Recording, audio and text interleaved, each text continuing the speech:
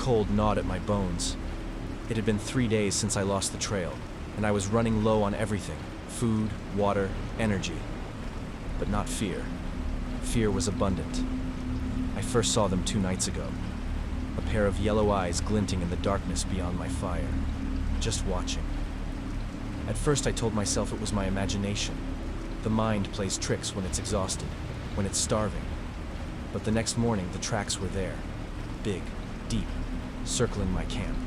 Wolves. I tried to keep moving, but the storm made it impossible. The snow was thick, swallowing my boots with each step, dragging me down like something alive. I found a rock outcrop that gave some shelter from the wind, and set up camp there for the night. It felt safer. I was wrong. As the fire crackled low, I heard the first growl. Software, cautious, testing. I grabbed my knife and turned slowly, scanning the darkness beyond the firelight. Nothing. Then, just beyond the edge of my vision, movement. Low to the ground. Silent. Circling. They were studying me. I reinforced my shelter the best I could, piled snow and fallen branches to form a barrier, built up the fire until the heat made my face sting. It didn't matter. They weren't in a hurry. I caught glimpses of them that night, shadows darting between trees, quick flashes of fur. They never came too close, never charged. They didn't have to. They were waiting. By dawn, my supplies were almost gone. The storm had covered their tracks, but I knew they were still out there, somewhere, watching. I had one choice: keep moving, find higher ground, find water, find anything but this. Because if I stopped, if I gave them even one more night, they would take their turn. I kept moving, but the storm didn't let up. Snow lashed against my face, biting into my skin like glass. My legs burned, my boots sinking deeper with every step. But I couldn't stop, because they were still behind me. I hadn't seen them since dawn, but I didn't need to. I could feel them. Somewhere beyond the blinding white, the pack was closing in. The wind howled through the trees, but beneath it, I could hear them, padded feet crunching in the snow. The ridge ahead gave me a moment of hope. If I could reach it, I'd have the high ground. Maybe I could spot a way out. But the moment I crested the hill, my stomach dropped. There they were. Not just one, not just 2, 6, a full pack, standing in the snow, their eyes glowing like embers in the fading light. They didn't move. They didn't have to, because I was exactly where they wanted me. My mind raced. Think. Do something. I reached for my knife and scanned the terrain. I had 2 choices: try to run, knowing they'd overtake me in seconds, or stand my ground and make them bleed for it.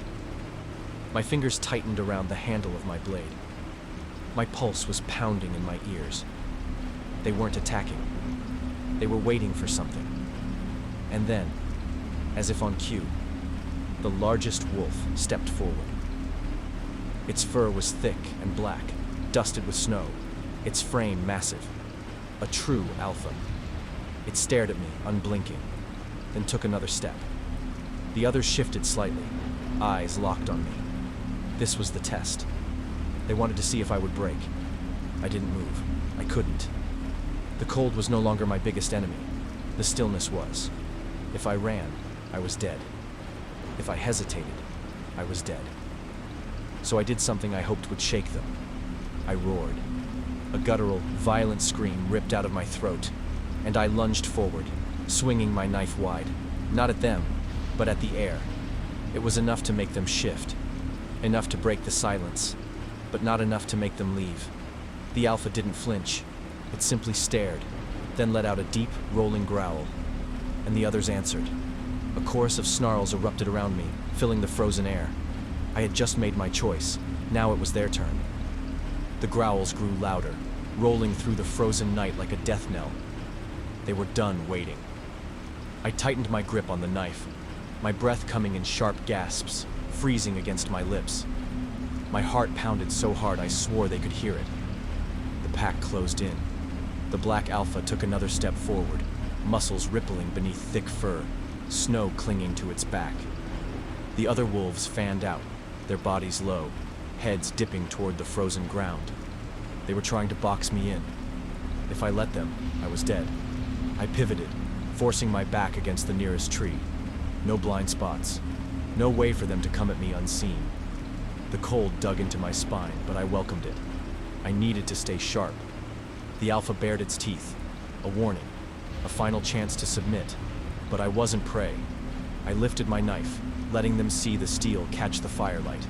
"Come on then," I muttered. "Let's get this over with." They understood. The second wolf lunged first. It came in low, going for my leg. I barely had time to react, twisting my body and slashing downward. The blade tore into its shoulder, not deep enough to kill, but enough to send it yelping back into the snow. The others hesitated. They hadn't expected a fight, but hesitation wouldn't last long. A second wolf came from my left. I swung wide, but this one was faster. Its teeth clamped onto my forearm, a flash of white-hot pain erupting through my body. I screamed, driving my knee into its ribs. The force made it let go, but I felt the warm rush of blood beneath my sleeve. They had their first taste. I had seconds before they attacked again. I staggered back, gripping my wounded arm. The pack adjusted. Their movements were different now, more confident. I was hurt, and they knew it. The alpha watched, waiting, measuring. I needed a weapon, something stronger. The knife wouldn't be enough. I glanced toward the tree line. Branches, thick ones. My chance. I bolted. Snow exploded around me as I sprinted toward the trees. I could hear them behind me, their paws pounding against the ice, their breath ragged and eager. A low branch, thick, sturdy. I grabbed it and spun just as the first wolf leaped. The impact sent a shockwave through my arms as the branch connected with its skull. A sickening crack, then silence. The wolf hit the ground and didn't move. The pack hesitated again. They weren't expecting this. Neither was the alpha. It stepped forward, breaking from the others. No hesitation. No fear. This wasn't just a hunt anymore. This was a challenge. The storm howled through the trees, the fire flickering in the wind. I adjusted my stance, wiping the blood from my knife. One of us wasn't walking away from this, and I had no plans to die tonight. The black wolf didn't rush. It didn't need to. It circled me, eyes locked onto mine, slow and deliberate. The others held their ground, their bodies low to the snow, waiting for the signal. The alpha wasn't just a leader, it was a tactician. It knew I was weak. The pain in my arm was making my grip slippery, and I could feel the warmth of my own blood soaking through my sleeve. The cold was winning. My muscles were tight, my breath coming in short, shuddering gasps. This was my last stand. The alpha lunged. Faster than the others. Smarter. I barely had time to react. I threw myself sideways, feeling its claws scrape my shoulder as I twisted away. I lost my footing. I hit the snow hard, my knife skidding from my grip. Too far. The black wolf turned, its breath heavy, white mist curling from its mouth. The pack inched closer, sensing the kill. They had me. Except, I still had the branch. I gripped it with both hands, using what strength I had left to swing wide. The wood connected with the alpha's jaw. A crack rang out in the night, sharp and brutal. The wolf yelped, stumbling back. The others flinched at the sound. They didn't expect that. I scrambled for my knife, heart pounding. But before I could reach it, the alpha was already back on its feet.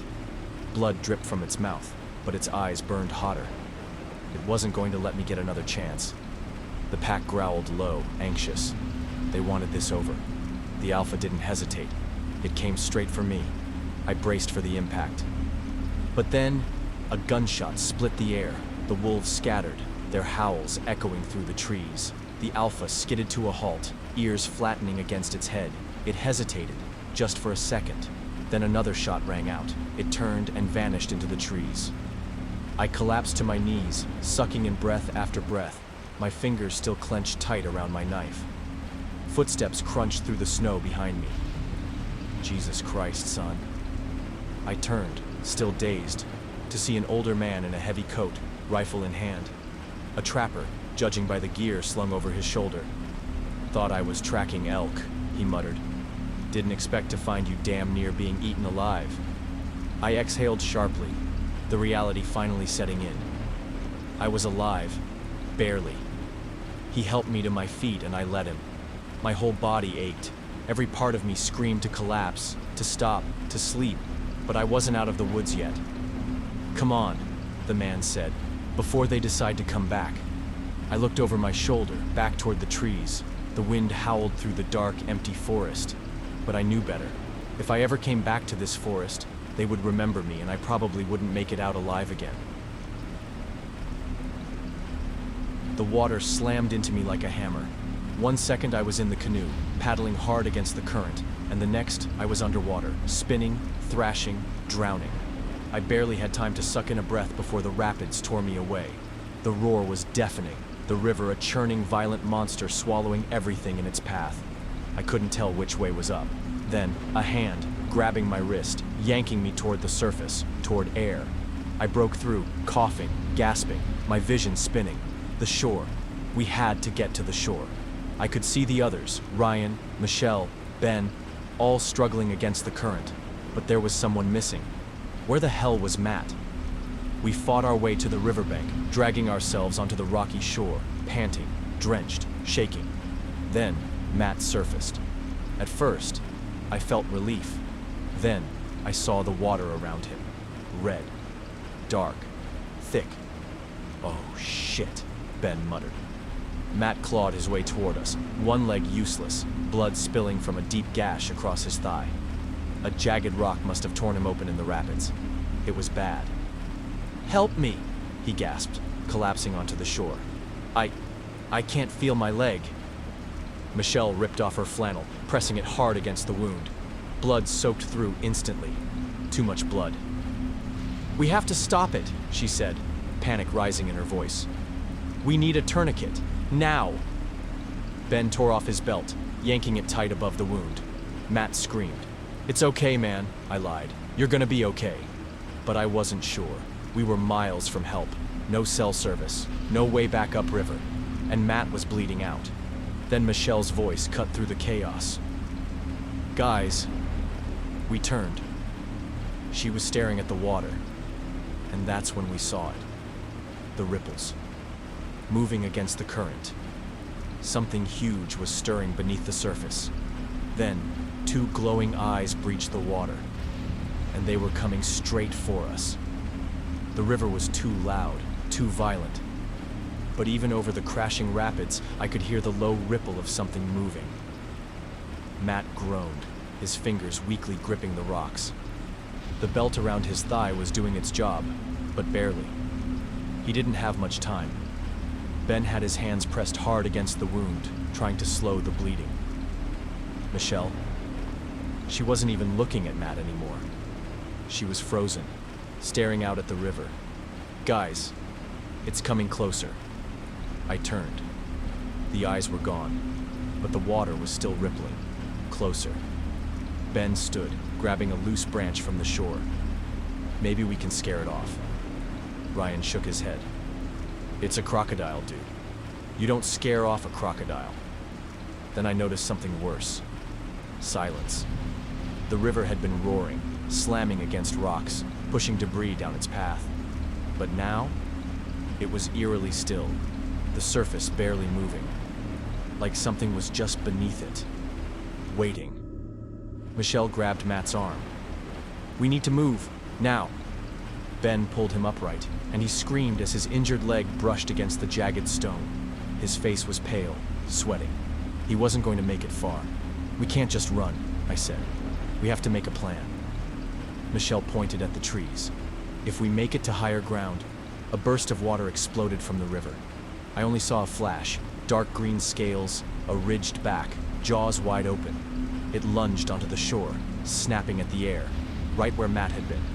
We barely pulled him away in time. The thing hissed, its long, muscular tail thrashing against the rocks. It was massive, 10, maybe 12 feet long. Its eyes, dark, empty, cold, and it wasn't afraid of us. "Get to the trees!" Michelle yelled. I grabbed Matt's arm, half dragging him toward the woods as the crocodile surged forward. It wasn't stopping. Ben threw his branch, a stupid move. The croc barely reacted, slamming its tail against the rocks, sending sharp fragments flying. One clipped my shoulder, but I barely felt it. We reached the tree line. The incline was steep, the ground covered in roots and loose soil. No way Matt was making it up. "We have to carry him!" Ryan shouted. "No time!" Michelle's voice was raw, frantic. "We need a distraction!" I turned back toward the river.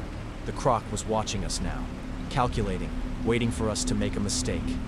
I swallowed hard. "I'll draw it away." Ben grabbed my arm. "Are you insane? You got a better idea?" He didn't.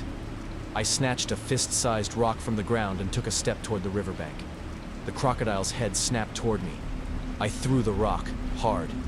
It hit the creature's back with a dull thud, but it didn't flinch. Just stared. Then it moved.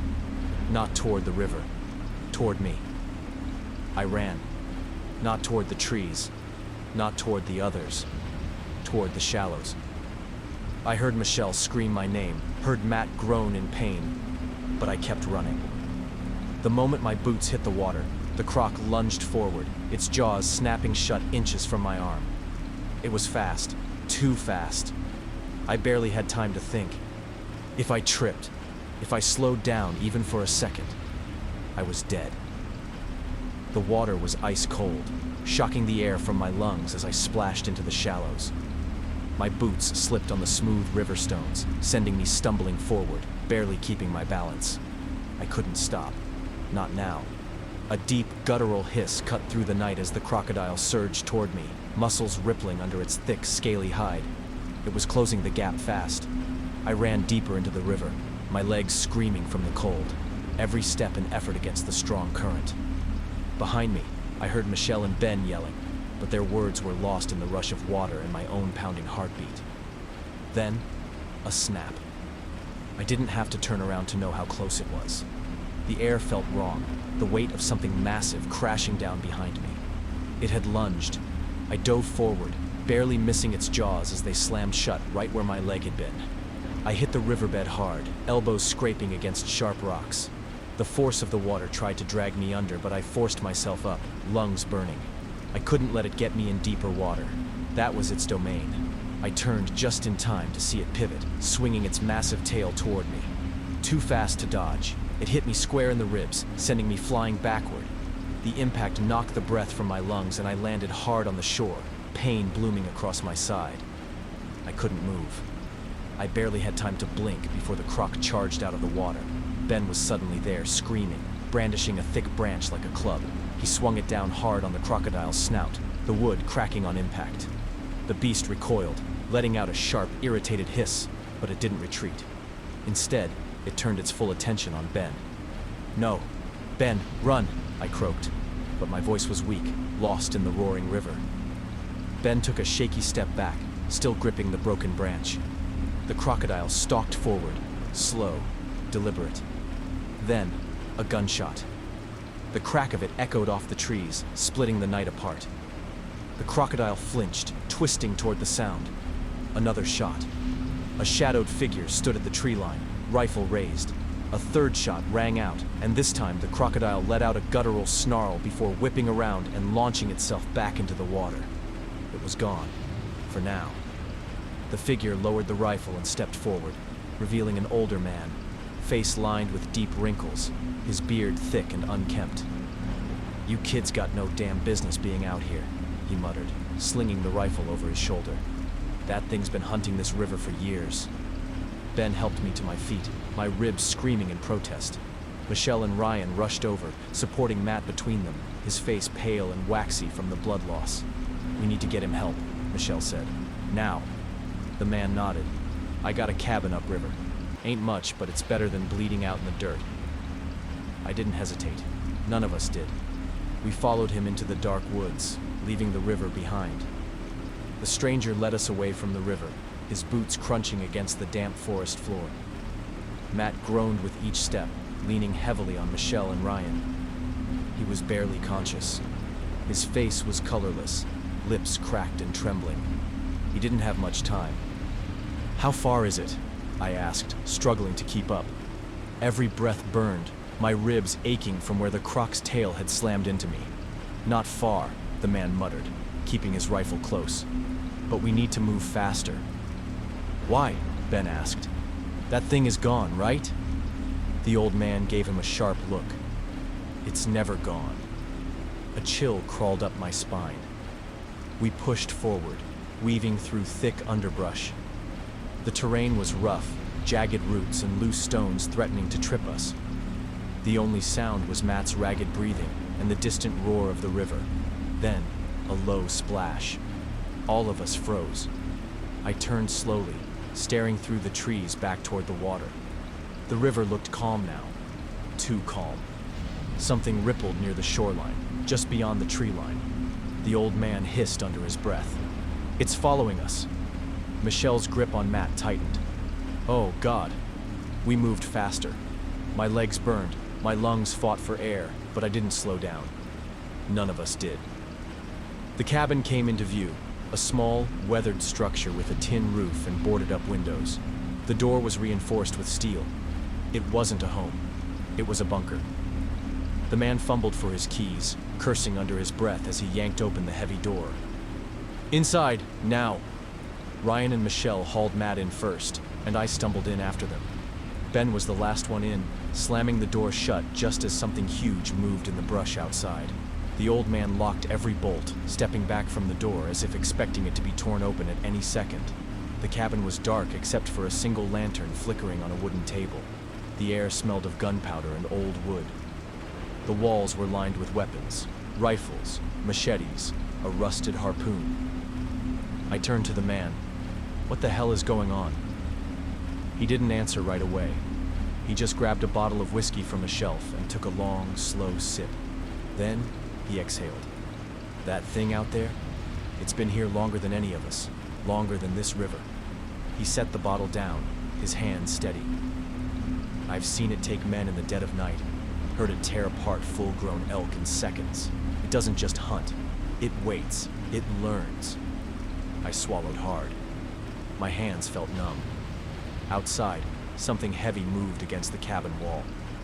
Ben flinched. "Is this thing gonna break in?" The man shook his head. "Not tonight." We patched Matt up as best as we could. The old man had supplies: gauze, antibiotics, whiskey for the pain. It wasn't perfect, but it would keep him alive. The rest of us stayed awake, weapons in hand, watching the door, listening. The night passed in tense silence. Every creak, every gust of wind made my skin crawl. I thought I'd never sleep again. But eventually, the sun rose. And the river? It was still there, waiting. By morning, Matt was stable enough to move. The old man led us through the woods to an old service road where a hunting truck was parked. It was barely functional, rust covering its sides, but it would get us out of here. None of us looked back as we drove away. None of us spoke. And as we left that place behind, I realized something terrifying. We hadn't survived because we were smart or strong or lucky. We had survived because it let us. The wind howled against the jagged rock face, sending a spray of loose dirt tumbling down the steep drop below. The sun was beginning to dip beyond the peaks, casting long, ominous shadows over the cliffside trail. We should have turned back hours ago, but Ethan insisted the shortcut would save us time. Now, we were stranded. The narrow ledge we had been following for the last half hour was barely wide enough for both of us. To our right was the solid, jagged cliffside. To our left, a sheer drop into nothing. Ethan moved first, stepping carefully over a gap in the rock. He reached for a handhold, fingers gripping the uneven surface. And then the ledge crumbled. He slipped. I saw it happen in slow motion. His body twisting, his hands scrambling for anything, his legs swinging wildly. Then crunch. His scream ripped through the canyon. Ethan's leg had been swallowed by a tight crevice between two boulders. He was wedged deep. The rock had clamped down like a vice around his shin. I lunged forward, grabbing his arm before he could fall any further. His breathing was sharp, ragged. I could already see the blood pooling beneath him, seeping into the cracks of the rock. "Ethan, hold on." He let out a strained laugh, his face contorted in pain. Not much choice. I dug my feet into the ledge, trying to get leverage. Tried pulling him free. The rock didn't budge. His leg was crushed beneath hundreds of pounds of solid stone. He was stuck. I can't feel my foot," Ethan gasped. "I think it's broken. I think—" "Shut up," I snapped, my voice tight. "Just breathe." He nodded, his eyes wide and unfocused. Sweat dripped down his temple. Shock was setting in. We needed to get him out. Fast. I tried again. Planted my hands under his arms and pulled. He screamed so loudly my blood went cold. "Stop! Stop!" His whole body spasmed. I can feel the bones grinding. I stopped. This wasn't working. Ethan was bleeding. His skin was going pale, his breaths short and fast. He wouldn't last long like this. I looked around, scanning the terrain.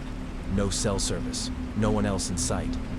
The only way down was back the way we came, and leaving Ethan alone here wasn't an option. The rocks beneath us groaned as the ledge shifted slightly. We were running out of time. I needed a new plan. Then a horrifying thought crept into my mind. I looked at Ethan's leg, and I knew. The only way out was amputation. Ethan's ragged breathing was the only sound between us. I could see the pain in his eyes, the panic creeping in. He knew. He knew what I was thinking, and he didn't want to say it out loud. Neither did I. The wind cut through the canyon, sending loose gravel skittering off the ledge. The rocks beneath us weren't stable. They groaned under our shifting weight, reminding me just how little time we had. I crouched beside Ethan, pressing my fingers against the jagged wound on his leg. Blood oozed between my fingers, dark and thick. He was losing too much. "You need to get out of here," he croaked. "Find help." I shook my head. No way in hell I was leaving him alone. "There's no time," I muttered. "You won't make it if we wait." His face twisted. "What are you saying?" I swallowed the lump in my throat. We both knew what I was saying. I looked at the gear in my pack. A survival knife, a flint striker, some protein bars. Nothing close to what I needed for this. Ethan saw me searching, his face going pale. "No, you're not. We don't have a choice." "Like hell we don't." He tried to shift his leg, gasping as pain shot through him. "I'll lose too much blood." "You're already losing too much," I snapped back. "If I don't do this, you're dead." His jaw clenched, but he didn't argue, because we both knew I was right. The rock beneath us trembled. A few loose pebbles tumbled down the cliffside. We were out of time. I yanked my belt from my waist and wrapped it around his thigh, just above where his leg was wedged. A tourniquet. It had to be tight. Ethan groaned as I pulled it taut, his fingers digging into the dirt. "You better not screw this up." I met his eyes. "I won't." I pulled out my knife. He closed his eyes, and I began. His screams echoed through the canyon. My hands were slick with blood, my knife trembling as I worked through muscle and tendon. I tried not to look at his face. Ethan gritted his teeth, his body shaking violently. He was barely holding on. I had to go faster. The smell of iron filled my nose, nausea creeping in.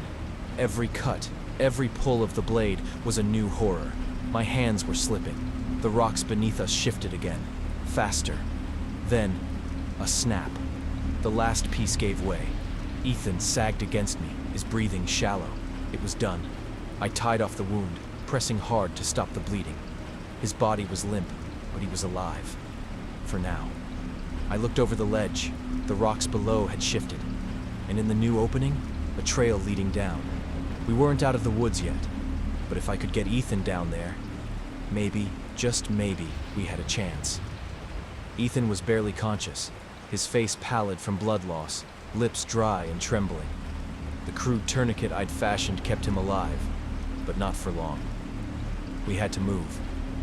I glanced down at the makeshift trail below, uneven and steep, but it was our only chance. "Hold on, man," I whispered. "I'm getting you out of here."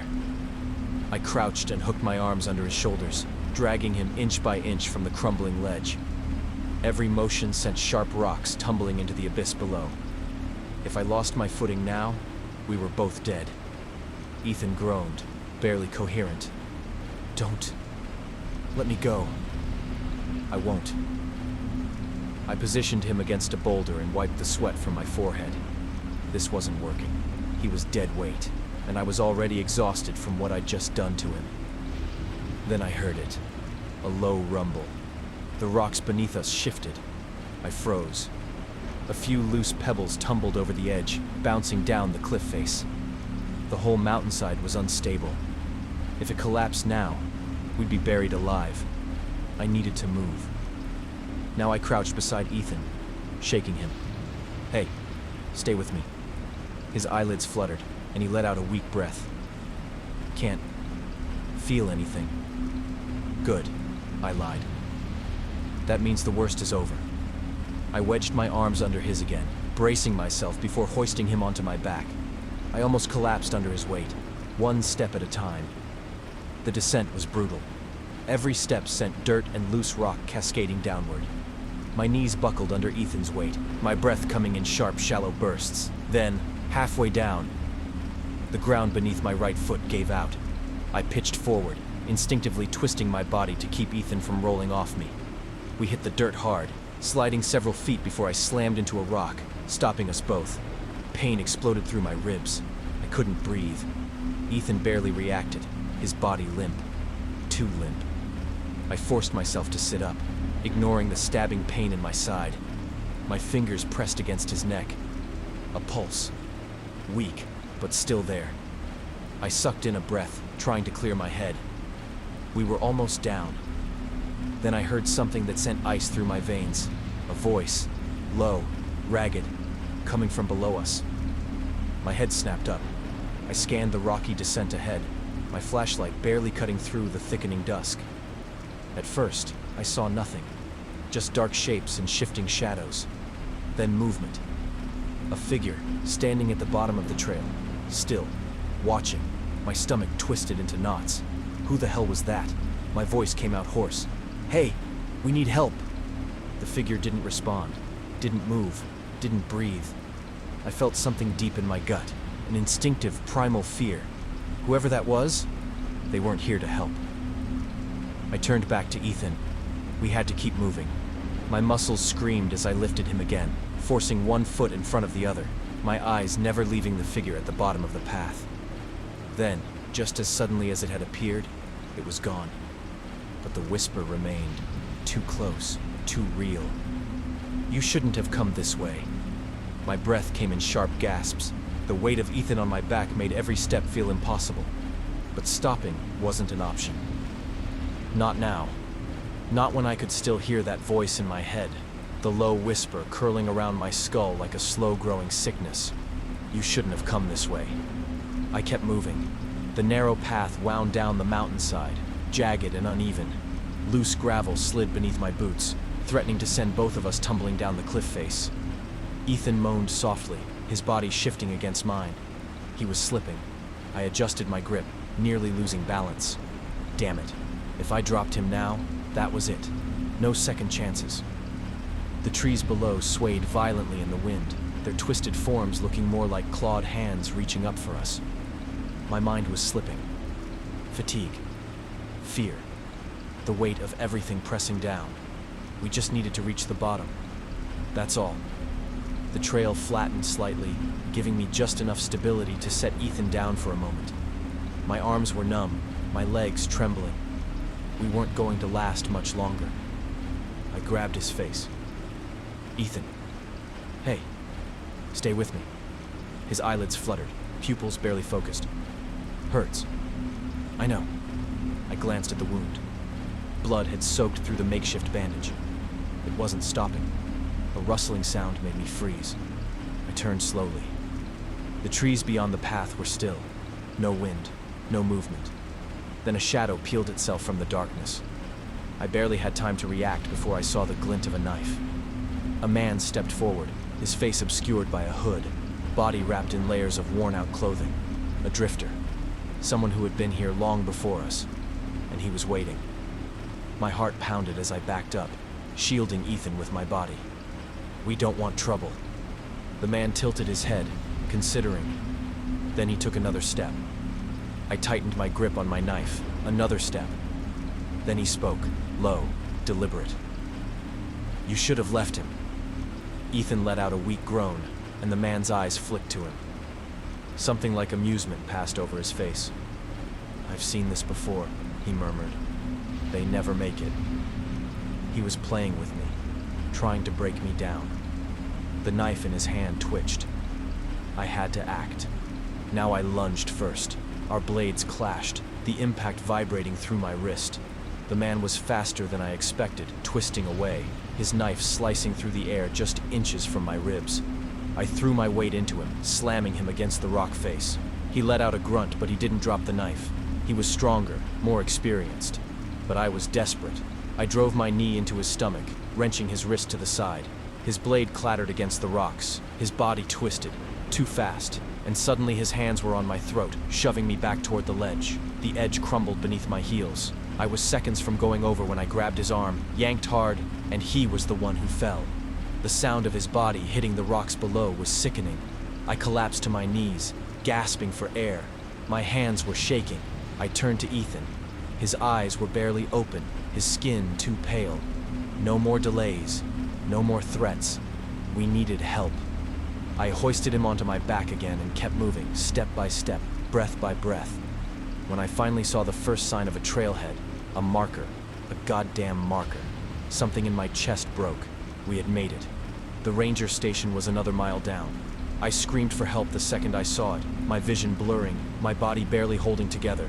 They rushed toward us, voices overlapping. I barely heard them. Hands grabbed Ethan, pulled him from my back. He was alive. He was alive. I hit the ground, the weight of everything crashing down all at once. I turned my head one last time, looking back toward the cliffs. A figure stood at the tree line, watching. Then, just like before, it was gone. The fire had burned down to embers, casting a faint orange glow against the nylon walls of the tent. Outside, the highway was dead. No cars, no sounds, except the soft rustling of the wind through the trees. It was exactly what we wanted. A quiet, off-the-grid campsite miles away from any town. I shifted in my sleeping bag, staring at the tent ceiling. "Think we'll see any ghost trucks tonight?" I joked, nudging Max with my foot. He'd been obsessed with urban legends about abandoned highways, claiming truckers used them to smuggle all kinds of things across the country. Drugs, weapons, even people. Max snorted. "If we do, let's hope they're the friendly kind." I closed my eyes, letting the silence settle over us. For a while, nothing but the chirp of crickets filled the night air. Then, the rumble of an engine. My eyes snapped open.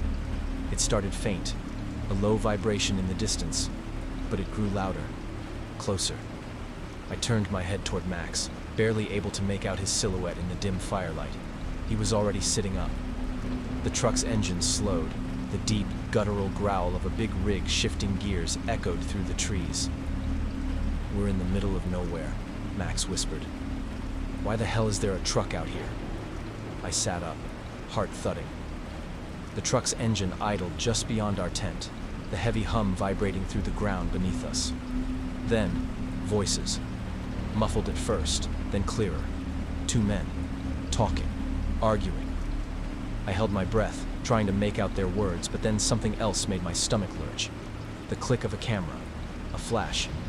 Max inhaled sharply. Did they just... Another click, another flash. This time, the light seeped through the thin nylon walls, illuminating our shadows inside the tent. They were taking pictures of us. I grabbed Max's arm, barely able to whisper, "What the fuck is happening?" He didn't answer. We were frozen, listening as the footsteps drew closer. Gravel crunched beneath heavy boots. Then, the spotlights hit. Blinding white beams flooded the campsite, burning through the thin fabric of our tent. Our shadows stretched long, distorted. I heard a voice bark something, sharp, commanding. But my ears were ringing, panic drowning out everything else. Max moved first. He tore open the tent flap. And then they rushed us. Figures. 5, maybe 6. dressed in dark clothing, faces obscured. One of them lunged at Max, grabbing his hoodie, yanking him out of the tent. He screamed. I scrambled backward, my mind blank with panic. Run! Run! But there was nowhere to go. A thick hand grabbed my ankle, dragging me out into the dirt. I kicked wildly, my heel connecting with something soft, a grunt, a curse. The grip loosened just enough for me to scramble to my feet, blinking against the harsh light. Max was on the ground, struggling, two men pinning him down. The truck's back doors were open, a dark void waiting to swallow us whole. One of the men stepped forward, holding something up. A phone. He turned the screen toward me. It was a live feed of me, of Maximum, of this exact moment. And in the bottom corner, a chat box was filling with messages. Max thrashed beneath the two men pinning him down, his muffled yells drowned by the deep hum of the truck's idling engine. I struggled against the hands gripping my arms, my breath coming in ragged gasps as I was forced to my knees beside him. The man holding the phone stepped closer, his face obscured by the harsh glare of the spotlights. The screen was still in my face, the chat box scrolling rapidly with messages, some in English, some in languages I didn't recognize. $5,000, $8,200, $12,000. My stomach lurched. They were bidding on us. 2 for 1 tonight, the man with the phone muttered. His voice was calm, conversational, like he was running an auction instead of selling human beings. Bit of a last-minute pickup, but that just makes it more exciting, right? A distorted voice crackled through the phone's speaker. Show me the second one. The man crouched and grabbed a fistful of Max's hair, jerking his head up so his face was visible. Max grunted in pain but didn't break eye contact with me. He was terrified, but there was something else in his expression, something that made my breath hitch. A plan. The bid numbers kept climbing. $15,000, $20,000. The man with the phone chuckled. Always good to see some healthy competition. Max inhaled sharply. Then, he moved. With a wild twist of his body, he wrenched free from one of the men holding him down, throwing his elbow back hard. A sickening crunch rang out as his captor howled in pain, blood gushing from his nose. Max lunged forward, grabbing a fist-sized rock from the ground and slamming it against the knee of the second man. Chaos erupted. The men scrambled, shouting. The one Max had hit crumpled to the ground, clutching his shattered kneecap. The others rushed toward him, their attention momentarily off me. I ran. My legs burned as I darted toward the tree line, my vision a blur of branches and darkness. I didn't know where I was going, just that I had to put distance between myself and that truck. Gunshots rang out behind me. 1, 2, 3. My heart seized, but I didn't stop. Not until my lungs felt like they were about to collapse. Then, silence. I pressed myself against a tree, trying to control my breathing, ears straining for any sign of Max. Nothing. A new sound sent ice down my spine. Footsteps. Slow. Steady. Coming closer.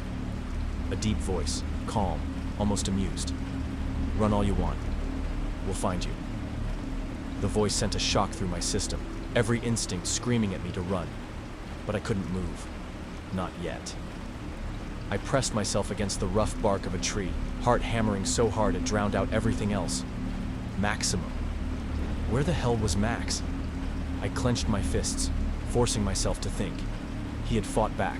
He had given me a chance. I couldn't just leave him. A branch snapped, closer this time. I barely peeked around the tree. 3 men. 2 were advancing slowly, flashlights cutting through the trees, sweeping left to right. The third stayed back, speaking into a radio, nodding at whatever response he got. They weren't guessing where I was.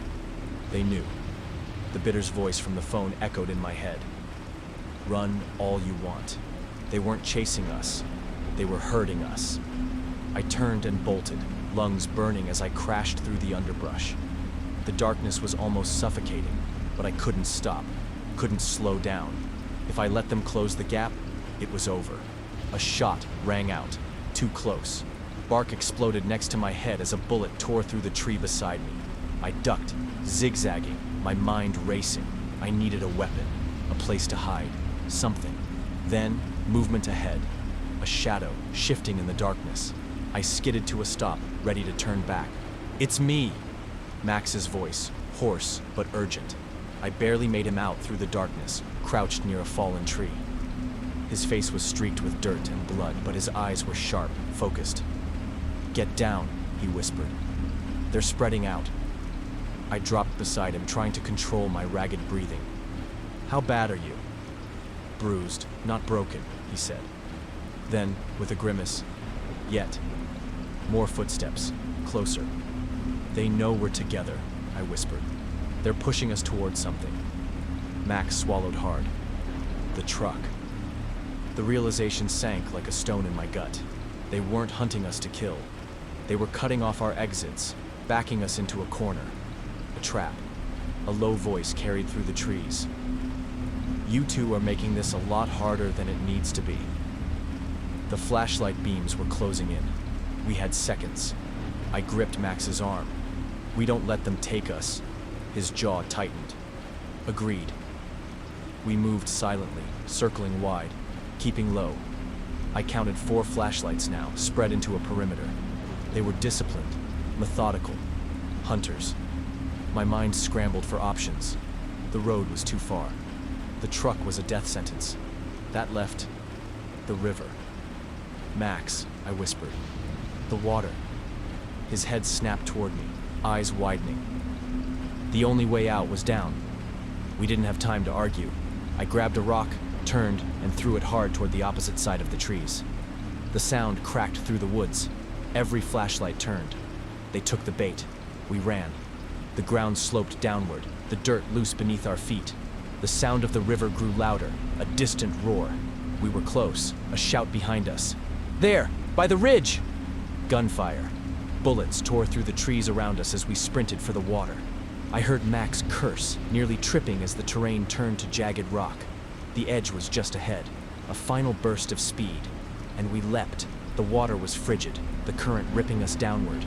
My body twisted in the chaos, lungs screaming as I fought to reach the surface. I kicked hard, breaking through, gasping for air just as Max surfaced beside me. Shouts echoed from the ridge.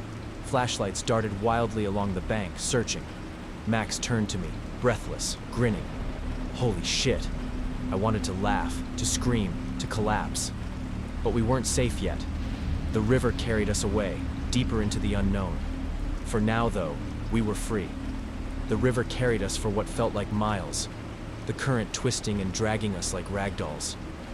My limbs were numb, my lungs burning as I fought to stay afloat. Every time I surfaced, all I saw was darkness. An endless stretch of trees lining the banks, their silhouettes distorted by moonlight. Max swam beside me, his breathing ragged. "We can't stay in the water," he gasped. "Too cold." He was right. Hypothermia would kill us just as surely as those men. We had to get out, but not where they could see us. I angled toward the right bank, kicking hard until my feet scraped against the muddy riverbed. "Here!" I hissed, pulling myself onto the shore. My body felt like lead as I collapsed onto the wet dirt, my entire frame shaking. Max crawled up beside me, spitting out water, his face pale beneath the moonlight. We lay there for a long moment, gulping in air, waiting for the adrenaline to settle. Then, the roar of an engine. My head snapped toward the sound. The truck. It wasn't far, its headlights sweeping through the trees along the distant road. They were still looking. Max grabbed my arm, his grip bruising. "We have to move."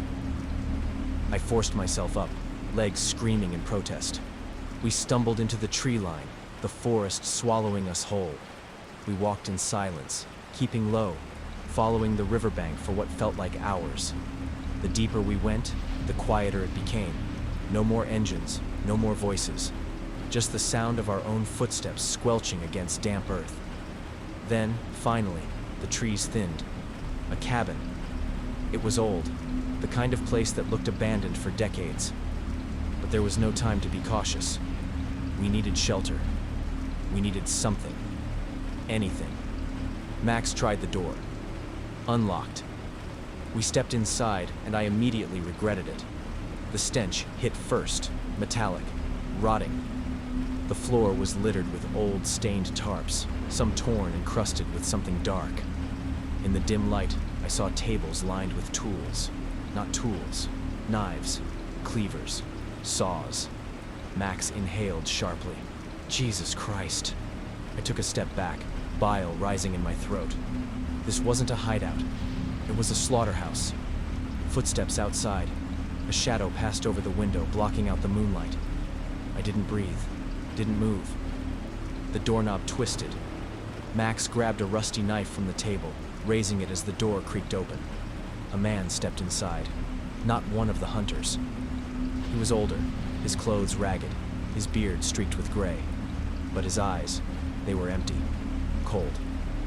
His gaze flicked to Max's knife. Then he smiled. "You're in the wrong place." Max didn't lower the blade. "Who the hell are you?" The man exhaled through his nose, slow and measured. "You don't want to know." Something shifted behind him. Another figure. I barely had time to react before the man lunged. Max swung the knife, but the old man was fast. Too fast.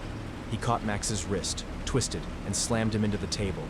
I moved on instinct, grabbed the first thing I could, a glass jar. I shattered it against the old man's skull. He grunted, stumbling, blood mixing with the shards embedded in his forehead. Max ripped free, grabbed the nearest saw, and drove it into his attacker's side. The old man collapsed. For a second, everything was silent. Then, the second figure charged.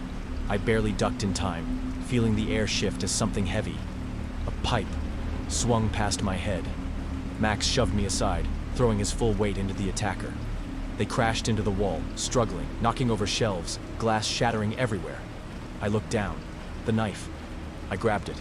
The attacker swung again. I drove the blade into his neck. He went still. Blood pooled at my feet. My hands shook, my pulse hammering in my ears. Max was staring at me, breathing hard. "Holy shit," he whispered. I couldn't respond. I couldn't do anything except wipe my hands against my soaked clothes, trying to rid myself of the warmth of his blood. The truck's engine rumbled in the distance.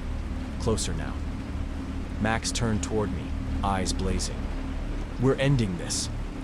We searched the cabin fast, found a shotgun, found more knives. We weren't running anymore. Outside, the truck slowed. We braced ourselves, gripping our weapons. The hunt was over. Now, we were the predators.